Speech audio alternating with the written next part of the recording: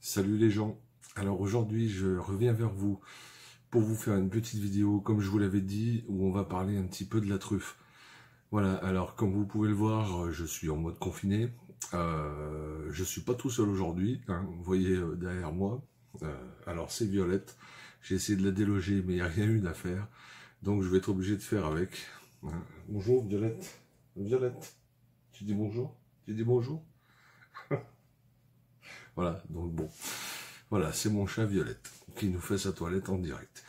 Donc, concernant les morilles, je suis pas ressorti depuis ma dernière vidéo, donc je n'ai pas pu voir ce qu'il en était. J'ai pas été rappelé, enfin j'ai été rappelé pour le boulot. Finalement, ça s'est pas fait parce que bon, voilà, ils sont encore pas sûrs du truc, etc. Donc malheureusement, j'ai peur que ça soit compromis pour cette année. Hein. Puis vu la chaleur qu'on a, il n'y a pas de pluie, il n'y a rien du tout à mon avis. Quand je pourrais enfin y aller, ça sera tout foutu. Voilà, donc ça c'était pour vous tenir un petit peu au courant en ce qui concernait les morilles. Donc là, on va parler un petit peu de la truffe, et ben tout de suite. Allez, c'est parti, à tout de suite. Voilà, donc là on va parler des truffes un peu les plus connues. Parce que sinon, il faudrait une sacrée vidéo, parce que la truffe, il en existe environ une centaine d'espèces différentes. Voilà, donc on va parler ici des principales, hein. Je ne veux pas faire trop long non plus. Voilà, on va parler aussi de comment la récolter et quand la récolter. Et où la récolter. Allez, on commence tout de suite avec la plus connue, enfin celle que nous en France on connaît le plus. La truffe noire du Périgord, la Tuber melanosporum. Allez, c'est parti. Voilà, donc là on va s'intéresser à la Tuber melanosporum. Donc c'est la truffe noire du Périgord, une des plus chères de France, hein, si ce n'est la plus chère de France. Hein, jusqu'à, je crois que son prix peut aller jusqu'à 1000 € le kilo à peu près, un truc comme ça. Donc voilà, très onéreux. Donc c'est un champignon qui va commencer son cycle au mois d'avril-mai à peu près, qui va maturer tout l'été et qui va être récolté au début des premières gelées, donc du mois de fin novembre à peu près jusqu'à fin février. Voilà, donc le cycle de la truffe dure 9 mois, hein, donc vous voyez c'est quand même très long pour un champignon. Hein. On va le trouver principalement sous les arbres tels que le chêne blanc, le chêne vert, le frêne et le charme. Donc, voilà ce qu'on peut dire sur ce champignon. Donc il existe de nombreuses truffières, notamment dans le Périgord. J'ai eu l'occasion d'en visiter une et de chercher des truffes, donc c'est vraiment sympa comme... c'est beaucoup de travail, c'est énormément de travail, parce qu'il faut savoir que les trufficulteurs, en fait, plantent des arbres, et à partir du moment où ils plantent des arbres, m'expliquaient, qu'il fallait compter entre 10 et 15 ans pour savoir si l'arbre en question allait donner des truffes ou pas. Donc vous voyez, c'est vraiment un travail de longue haleine et on se rend pas forcément compte, mais c'est quand même beaucoup de travail. Voilà, ça c'était pour la Tuber melanosporum, donc que je vous ai mis en photo juste à côté de moi. Voilà, donc allez, on va passer à la truffe suivante. Donc là, nous allons passer à la truffe d'été ou truffe blanche d'été. Tuber aestivum. Donc c'est une truffe qui est quand même, je dirais, je pense, hein, plus répandue que la truffe noire, que la melanosporum. Donc qui va fructifier comme elle entre avril et mai en fonction de la météo, en fonction de la pluie, hein, surtout. C'est un champignon qu'on va trouver principalement sous les chênes, les noisetiers, les pins, les tilleuls, pardon.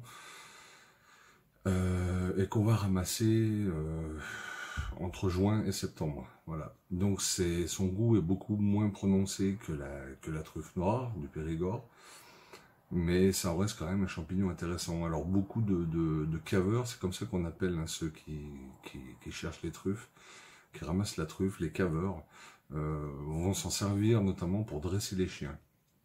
Voilà.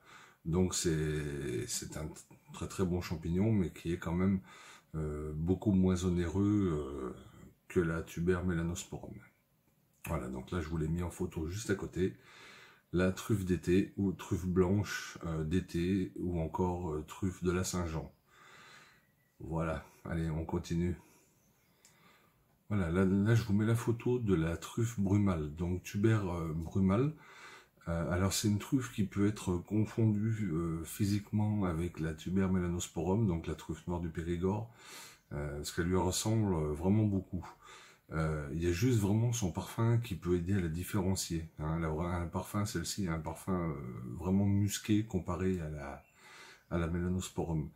Donc voilà, on peut éventuellement la confondre. Il faut vraiment la connaître. Hein. Donc il y a des lois très très exigeantes par rapport à ça. Notamment, on peut pas la vendre si elle fait moins de 5 grammes. Hein. C'est justement pour pouvoir la dissocier de ses semblables.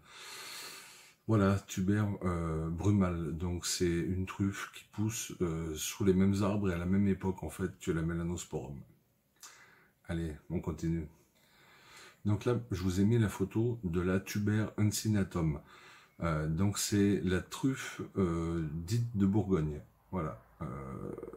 Alors c'est une très proche cousine de la tuber aestivum. Voilà, sauf qu'elle pousse principalement en Bourgogne, mais aussi en Alsace, en Haute-Marne, etc. Donc c'est un très très bon champignon avec un goût très prononcé de noisette. Très répandu en Europe. Voilà, la truffe de Bourgogne. Donc comme quoi on a des truffes dans toutes les régions de France, ou presque. Tuber uncinatum, la truffe de Bourgogne. Allez, on avance. Voilà, là je vous ai mis une photo et on va parler de la tuber magnatum, donc truffe blanche.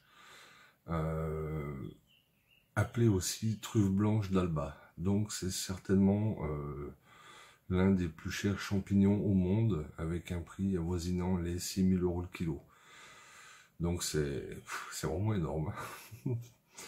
Voilà, donc c'est un champignon, je pourrais pas trop vous dire au niveau du goût, parce que j'en ai personnellement jamais goûté, puis je sais pas si un jour ça arrivera. Voilà, mais enfin, c'est un champignon qui est principalement récolté en Italie, mais il en aurait été trouvé quelques-unes en France. Voilà, c'est un champignon qui pousse quasi sur les mêmes arbres que les autres truffes, sauf qu'on va le trouver un petit peu plus en altitude. Voilà, hein. Truffe blanche d'Alba ou tuber magnatum. Voilà. Allez, on avance les gens. Voilà, donc là on a parlé des principales truffes, des plus connues. Donc là je vais vous parler de la truffe chinoise. Alors la truffe chinoise, c'est un champignon, donc comme son nom l'indique, qui est cultivé en Chine, qui ressemble physiquement assez fortement, en tout cas pour des amateurs, à la truffe noire du Périgord, donc à la tuber melanosporum. Par contre, qui n'a en rien sa valeur gustative, ni sa texture, enfin rien du tout. Alors c'est un champignon qui a été longtemps utilisé en fait pour, je dirais, arnaquer en fait les gens, hein, puisque certains vendeurs n'hésitaient pas à acheter des truffes dites chinoises pour les vendre en guise de tuber melanosporum, donc de truffes du Périgord noir. Voilà, donc c'est pour ça que maintenant la réglementation est très très poussée hein, sur la truffe. Hein, voilà. Parce qu'il y a eu beaucoup d'arnaques avec ce champignon, des gens mal intentionnés, voilà, ils en mettaient ou alors sur des, comment je pourrais vous dire, sur ils vendaient des truffes, plusieurs truffes ensemble, ils en glissaient une ou deux en fait dans le lot, vous voyez, donc vous vous retrouviez, vous achetiez de la truffe noire du Périgord, et en fait vous aviez par exemple 2 ou 3 truffes du Périgord, et dedans vous en aviez une ou deux de Chine, quoi, qui n'avaient vraiment aucune valeur. Et ce qui est trompeur pour un amateur, je dirais, en fait, c'est que la truffe de Chine a un pouvoir d'absorption des odeurs très très très très puissant en fait. Donc c'est-à-dire que si vous mettez une truffe chinoise à côté d'une truffe du Périgord, elle va absorber toute son odeur et du coup au nez vous aurez le même parfum ou approximativement le même parfum. Donc voilà, enfin ça a été longtemps sujet à arnaque. Hein. Et il paraîtrait même encore que, alors beaucoup moins, parce que c'est beaucoup plus contrôlé hein, maintenant. Hein. Il y a vraiment des normes, il y a vraiment des contrôles très stricts. Mais il paraîtrait quand même que certains arriveraient à passer entre les mailles du filet. Voilà, donc ça c'était pour la truffe de Chine. Allez, on va avancer un petit peu et je vais vous parler des différentes façons de récolter la truffe. Alors juste avant de parler de la récolte de la truffe, je vous mets une petite photo là de ce qu'est un scléroderme. Alors il existe plusieurs sortes de sclérodermes. Donc là c'est un, là je vous ai mis la vue avec une coupe en fait. Alors c'est un champignon qui est le plus souvent toxique. Un amateur pourrait croire que c'est une truffe. Alors, or, pas du tout. Alors, il y a des sclérodermes qui sont pas comestibles, hein. Dans tous les cas, il n'y en a pas de comestibles, mais qui ne sont pas toxiques. Et certains vendeurs mal intentionnés, en fait, ont glissé un petit peu avec des vraies truffes, vous voyez, pour faire du volume un petit peu. Hein. Voilà, encore une forme d'arnaque avec la truffe. Hein. Il y a vraiment eu beaucoup d'arnaques, même si maintenant c'est beaucoup plus contrôlé, il y a quand même eu beaucoup d'arnaques. Là, je vous mets une autre photo. Alors ça, c'est un scléroderme que j'ai trouvé moi. Hein. Celui-là, il est de moi. Et je me suis, enfin, pas amusé, mais enfin, j'ai voulu faire un petit peu le test. J'ai mis sur ma page Facebook, en fait, parce que j'ai quelques amis amateurs de champignons, etc., sur ma page Facebook. Et j'ai voulu déconner, en fait, et je leur ai mis la photo donc de ce champignon que j'ai trouvé, avec en titre Hourra, j'ai trouvé ma première truffe, etc. Et là, j'ai eu un maximum de waouh, machin, enfin, wow, super, etc. Machin. Personne ne m'a dit, mais ça, c'est pas une truffe. Vous voyez? Bon, voilà, ça, c'est une petite anecdote, mais vous voyez, comme quoi, quand on connaît pas, quand on n'est pas connaisseur, etc., on fait pas forcément attention, on peut facilement se faire avoir. Il faut vraiment être vigilant. C'est pour ça que enfin voilà, tous les produits qu'on peut acheter à base de truffes, etc. C'est souvent c'est des arômes, c'est des. Oui, c'est d'ailleurs j'ai oublié de vous le dire aussi concernant la truffe chinoise. Il y en avait aussi pour renforcer le parfum de la truffe chinoise qui mettait de l'arôme de truffe dessus, en plus dessus, pour qu'il ait vraiment un parfum plus, vous voyez, hein. Donc ça a vraiment été loin l'histoire de la truffe. Enfin voilà, tout ça pour vous dire qu'il faut vraiment être vigilant, s'adresser à des connaisseurs, etc. Alors moi, j'y connais pas en truffes, hein. Moi, j'ai eu l'occasion d'aller visiter, de chercher des truffes par moi-même, mais c'était vraiment encadré dans des trufficultures. Hein. Mais je suis pas du tout j'y connais absolument rien en truffes, mis à part ce que je vous parle ici, quoi. Voilà. Allez, on passe à la cueillette cette fois. Là, donc, je vous ai parlé des différents arbres, hein, chêne vert, tilleul, pin, etc., noisetier. Donc là, je vous mets une petite photo d'à quoi ressemble un arbre truffier. Alors, moi, j'ai eu discuté avec des trufficulteurs, donc en fait, qui m'ont expliqué que quand on voyait, vous voyez, comme sur la photo, l'herbe autour de l'arbre, en fait, qui est disparue, c'est là qu'il faudrait chercher de la truffe. Hein. Voilà. Donc ça, c'est ce qu'on m'a appris. Moi, je sais pas si c'est exact, s'il y a des professionnels de la truffe qui regardent cette vidéo, peut-être qu'ils pourront nous le dire en commentaire. Voilà. En tout cas, moi, c'est de ce que j'ai appris de moi-même. Hein. Voilà. Donc ça, c'était pour la petite anecdote. Alors ensuite, concernant la récolte de la truffe. Donc, trois principales écoles de récolte. Donc on a les gens qui vont, alors principalement c'est avec des chiens, hein. C'est des chiens qui sont dressés pour aller chercher la truffe. Moi c'est comme ça que je l'ai fait, en plus c'est vraiment sympa, c'est vraiment impressionnant à voir. Sinon on a, alors mais ça se perd beaucoup, hein, c'est avec les cochons. Alors avec le cochon, ben, parce que déjà le cochon en ratait beaucoup et en mangeait aussi beaucoup. Voilà, donc le cochon ça se fait encore, mais c'est vraiment, c'est surtout principalement le chien. Et aussi à la mouche. Voilà, donc là je vous mets la photo d'une mouche truffière. Alors j'ai perdu le nom, je vais juste regarder. Mouche truffigène, voilà, c'est ça, c'est le nom que je cherchais, mouche truffigène. Alors il y en a plusieurs espèces, suivant un petit peu les régions, etc. Mais c'est une petite mouche, en fait, il faut la repérer. Alors déjà, il faut avoir des bons yeux, il faut avoir aussi un peu de chance.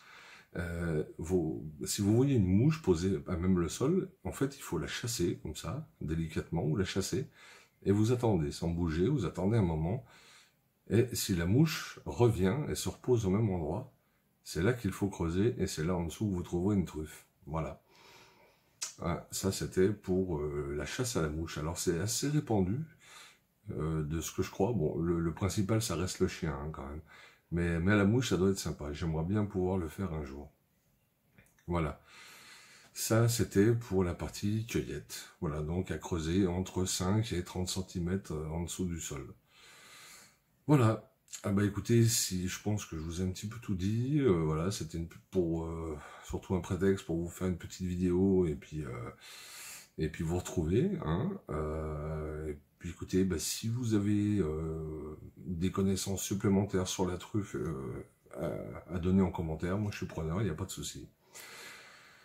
Allez, on continue encore. Voilà, donc là, alors, fin de vidéo. Donc, pour résumer un petit peu tout ça, donc concernant la truffe, c'est un très très bon champignon, et c'est excellent la truffe. Hein. Donc comme je vous disais, moi j'ai eu l'occasion dans le Périgord de visiter, je suis allé 2 fois, visiter une trufficulture. Je suis tombé notamment sur un couple très très très sympa, mais vraiment bienveillant, avec des conseils fabuleux, etc. Et si vous avez l'occasion d'aller dans le Périgord de passage ou en vacances, n'hésitez pas à me demander, je vous donnerai l'adresse. C'est vraiment des gens fabuleux, ils vous apprennent vraiment des tas de choses. Vous pouvez y aller le matin, alors le matin, ils font un petit cours théorique, c'est un restaurant en fait, enfin il y a un restaurant dans une truffière. Le matin, ils font un petit cours théorique pour une dizaine d'euros avec des vidéos, etc. Et après, on vous emmène chercher la truffe, enfin du moins vous faire voir comment on ramasse la truffe avec les chiens et tout pour une dizaine d'euros, c'est vraiment sympa. Et le soir, vous avez des menus dégustation à la truffe vraiment fabuleux et vraiment pour une somme très très abordable. Hein, vraiment pour la qualité. Et là au moins vous savez que vous mangez de la truffe. C'est vraiment fabuleux. Alors je vais pas le mettre en lien parce que bon, je sais pas trop comment ça se passe au niveau de la pub et tout, mais voilà, sachez que si ça vous intéresse, je peux vous donner une très bonne adresse. Ils font également aussi des week-ends de truffes. Alors ça c'est plus en hiver, mais alors faut vraiment réserver super tôt parce que c'est très très demandé et en plus ils prennent un minimum de personnes. Hein, voilà, c'est pas énormément de personnes. Pour 320 euros à peu près, vous dormez là-bas pendant 2 jours. Vous allez chercher les truffes, vous les cuisinez avec eux. Vous allez visiter le marché de Périgueux. Hein, ils vous emmènent visiter des usines, enfin pas des usines, mais des fermes à canards, pardon. Enfin voilà, tout ça, voilà, on vous apprend à préparer tout ça. Vous avez des menus dégustation, alors menu à la truffe d'été, menu à la truffe noire du Périgord. C'est vraiment tout complet, c'est vraiment, je l'ai encore pas fait moi, j'ai encore pas eu l'occasion de le faire le week-end. Mais en tout cas, voilà, si vous êtes de passage par là-bas, n'hésitez pas, je peux vous, avec plaisir, vous donner leur adresse, c'est vraiment super. Et franchement, on se régale, hein. Je vous garantis que c'est autre chose que ce qu'on peut manger de tous ces plats transformés que vous pouvez trouver dans les grandes surfaces, pizza à la truffe, fromage à la truffe, etc. Ça n'a vraiment rien à voir, hein. Croyez-moi que ça n'a rien à voir. Voilà. Bon, bah écoutez, je pense que j'ai fait un petit peu le tour de la question. Si j'ai oublié quelque chose, bah n'hésitez pas. Si vous avez si des professionnels de la truffe nous regardent, bah, et puis qu'il y a des précisions à apporter, n'hésitez pas non plus. Ce sera toujours un plaisir. Moi, je rappelle que je suis pas du tout trufficulteur. J'aimerais bien, mais malheureusement, c'est pas le cas. Voilà, donc je fais pas plus long. Je vous embrasse tous. Merci encore à tous les nouveaux abonnés, merci à tous d'être là. Je pense que je reviendrai vers vous prochainement, je pense que je vous ferai une petite vidéo, cette fois-ci sur les cèpes. Voilà, je vais regarder ça. Hein. Allez, je vous dis à très bientôt, prenez soin de vous, toujours en confinement, hein, chacun chez soi malheureusement. En espérant que on va pouvoir un peu s'occuper des cèpes cet été, hein, faute de morille. Voilà. Allez, je vous dis à très bientôt et encore merci à tous. Allez, à plus. Ciao les gens. Bye. This is the moment, tonight is the night. We'll fight till it's over.